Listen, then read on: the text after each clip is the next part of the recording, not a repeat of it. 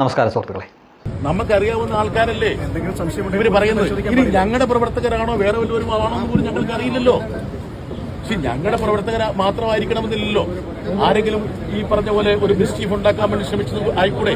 അതുകൊണ്ട് ആ തെളിവുകളുടെ അടിസ്ഥാനത്തിൽ ഞങ്ങളും പൂർണ്ണമായി സഹകരിക്കാം. നമ്മൾ എല്ലാവരും കൂടി സഹകരിച്ച് നിയമത്തിന്റെ വഴിക്ക് പോകട്ടെ. ഒരു തരത്തിലും കുറ്റം ചെയ്തവരെ ന്യായീകരിക്കാൻ വേണ്ടി CPM നിൽക്കുന്നു. ആഹാ, നല്ല വെറൈറ്റി ക്യാപ്സൂൾ അല്ലേ. അബോധകമ്മിയായ ജോൺ ബ്രിട്ടാസ് പുതിയ ക്യാപ്സൂളൊക്കെ ആയിട്ടാണ് രംഗത്ത് വന്നിരിക്കുന്നത്.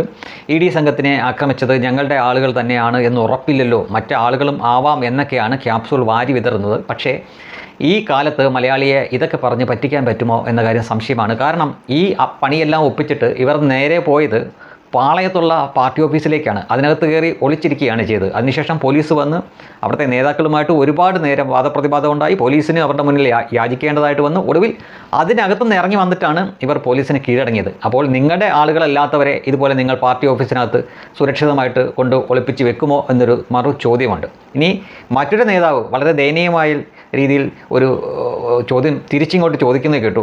നമുക്കറിയാം, ഹിറ്റ്ലർ എന്ന സിനിമയ്ക്കകത്ത് സോമൻ്റെ കഥാപാത്രം ചോദിക്കുന്ന കണക്ക് അവളൊന്ന് ഉച്ച വെച്ചിരുന്നെങ്കിൽ, ഒന്ന് ഉറക്കെ കരഞ്ഞിരുന്നെങ്കിൽ ഞാൻ ഉണർന്നേനെ എന്ന് ചോദിക്കുന്ന ഒരു രംഗമുണ്ടല്ലോ. എന്ന് പറഞ്ഞ പോലെയാണ് കേരള പോലീസ് ഒന്ന് ഒച്ച വെച്ചിരുന്നെങ്കിൽ, അല്ലെങ്കിൽ അവരൊന്ന് ഉഷാറായി ഞങ്ങളെ എതിർത്തിരുന്നുവെങ്കിൽ ഞങ്ങൾ ഉണർന്നേനെ, ഞങ്ങൾ അക്രമത്തിലേക്കൊന്നും പോവില്ലായിരുന്നു എന്ന് പറഞ്ഞുകൊണ്ട് കേരള പോലീസിൻ്റെ മണ്ടയ്ക്കോട്ട് ആ പഴിയെല്ലാം കൂടെ വെക്കുന്ന മറ്റൊരു നേതാവിനെ കാണുകയുണ്ടായി. പക്ഷേ ഇത്രയൊക്കെ സംഭവിച്ചിട്ടും സ്വരാജിനെ പോലെയുള്ളവർ നടന്നത് അക്രമമാണ് എന്ന് സമ്മതിച്ചിട്ടേ ഇല്ല.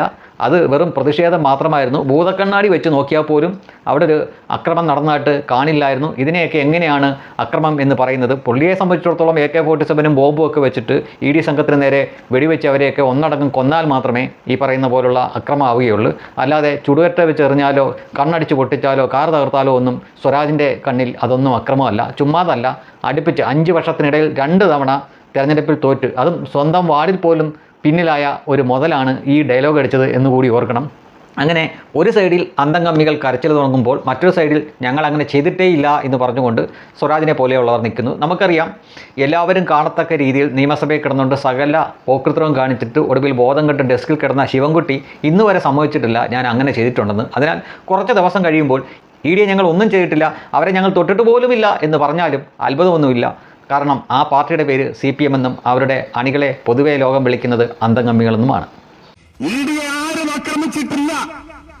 അക്രമം ഇങ്ങനെയൊന്നുമല്ല എന്ന് നിങ്ങൾ മനസ്സിലാക്കിക്കൊള്ളണം. ഇതൊരു അക്രമമേ അല്ല.